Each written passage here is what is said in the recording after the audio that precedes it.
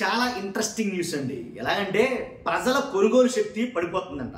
ఆంధ్రప్రదేశ్లో రాష్ట్రం ముందుకెళ్ళాలి కానీ రాష్ట్రం తిరోగమనంగా వెనక్కి వెళ్తుందని చెప్పేసి కాగ్ రిపోర్ట్లు అయితే కనుక కొన్ని బయటకు వచ్చాయి.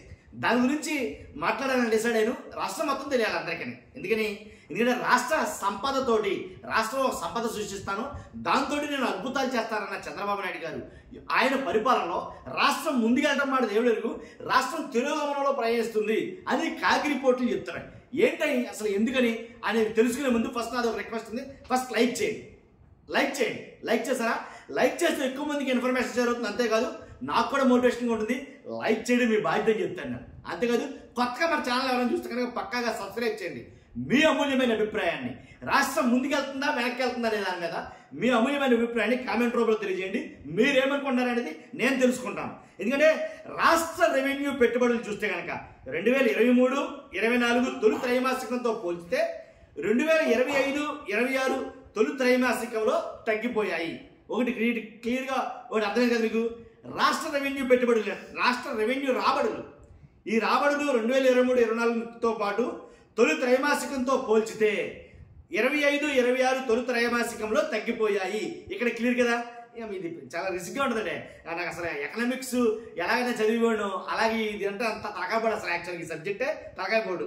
కాబట్టి అంటే ఇలా త్రైమాసికాలు చెప్పడం కన్నా ఒక ముక్కలు చెప్పాలంటే 2023-24లో బాగుంది, 24-25లో బాగాలేదు. అది తొలి త్రైమాసికం అవన్నీ చెప్పలేం. కానీ తర్వాత చంద్రబాబు నాయుడు గారి రాకతోటి రాష్ట్ర సంపద కూడా తిరోగమనంలో పయనిస్తుంది అనేది వీళ్ళు చెప్తున్న రిపోర్ట్లు అన్నమాట.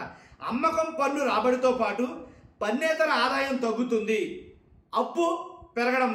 అది అమ్మకం పన్ను రాబడితో పాటు పన్నేతర ఆదాయం తగ్గుతుంది తప్ప పెరగడం లేదు అనేది వీళ్ళు చెప్తున్నమాట. కాగ్ గుణాంకాలు నిజాలు చెప్తున్నాయి. వాస్తవ కాగ్ అనేదే ఇటువంటివన్నీ బయటపెడుతుంటుంది. ఈ ఆర్థిక ఏడాది తొలి త్రైమాసికం ఏప్రిల్-జూన్ చూసుకుంటే కనుక బడ్జెట్ గణాంకాలను కాగ్ వెల్లడించింది. ఏప్రిల్-జూన్ బడ్జెట్ గణాంకాలను కాగ్ వెల్లడించింది. 2023-24 తొలి త్రైమాసికంతో పోల్చితే 2025-26 తొలి త్రైమాసికంలో రెవెన్యూ రాబడులు ఏకంగా 9,873 కోట్లు ఏంటి అంటే ఇంచుమించుగా 21.41% తగ్గినట్లు కాగ్ గణాంకాలు స్పష్టం చేశాయి. అమ్మకం పన్ను రాబడి కూడా తగ్గిపోయింది. 2023-24 అంటే తొలి త్రైమాసికంలో అమ్మకం పన్ను రాబడి 369 కోట్లు తగ్గిపోవడంతో వృద్ధి శాతం ఏంటంటే 7.78% తిరోగమనంలోకి వెళ్ళింది. అమ్మకం పన్ను రాబడి తగ్గిపోతుందంటే ప్రజల దగ్గర కొనుగోలు శక్తి పడిపోతుందని అర్థం. ఒక్కసారి కొన్ని లెక్కలు చూద్దాం. కొన్ని లెక్కలందరికీ కంగారు పడద్దు. ఏంటంటే రెవెన్యూ రాబడులు 2023-24లో చూస్తే కనుక అంటే 2023-24 ఏప్రిల్ నుంచి జూన్ వరకు చూస్తే 46,112 కోట్లు. ఇలాగా 2023-24 చెప్పే కన్నా జగన్ టైంలో లేదా చంద్రబాబు నాయుడు టైంలో అంటే బాగుంటుందేమో. కరెక్టే.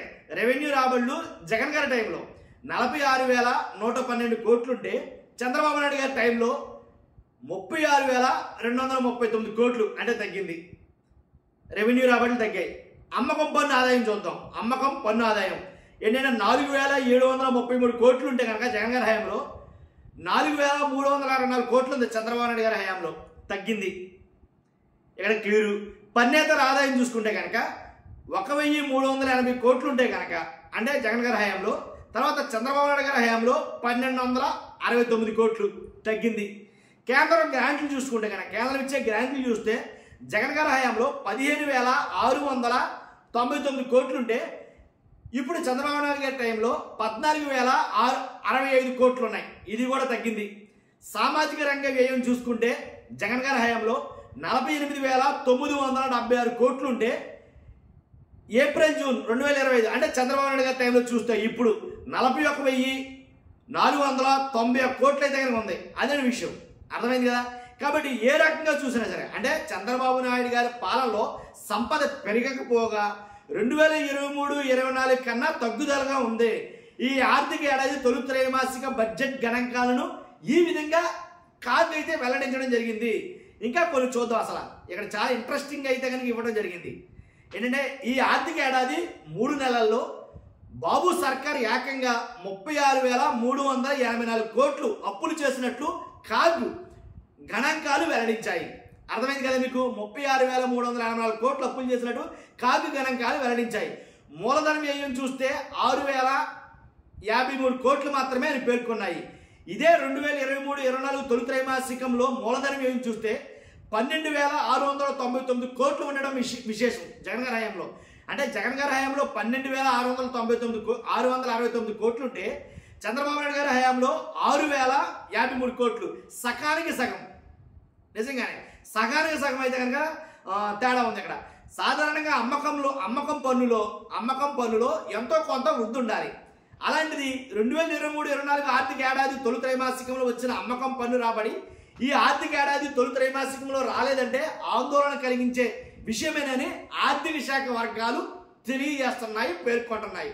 సంపద సృష్టించి సంక్షేమం అభివృద్ధి చేస్తానంటూ ఎన్నికల ముందు ప్రగల్భాలు పలికినటువంటి చంద్రబాబు నాయుడు గారు వైఎస్ జగన్ ప్రభుత్వ హయాంలో వచ్చిన సంపదను కూడా రాబట్టలేక ఉన్నదానిని ఆవిరి చేస్తున్నారని, రాష్ట్ర ప్రజలపై భారీ అప్పులు భారం మోపుతున్నారని తెలియజేస్తారు. ఇంకా చాలా ఉంది. యాక్చువల్గా కాగు తెలియజేసిన అంశాలు చాలా ఉన్నాయి. ఇంకా వీడియోలు ఎంత అవుతుంది ఇది కూడా కొంచెం ఉంది కాబట్టి ఖచ్చితంగా ఎంతవరకు సబ్మిట్ చేస్తాం చూస్తున్నాం. మీరు అందరూ కూడా మీ అభిప్రాయం అంటే ఖచ్చితంగా తెలియజేయండి. రాష్ట్రం ముందుకు వెళ్తుందా వెనక్కి వెళ్తుందా ఒక్క ముక్కలో. Thank you very much.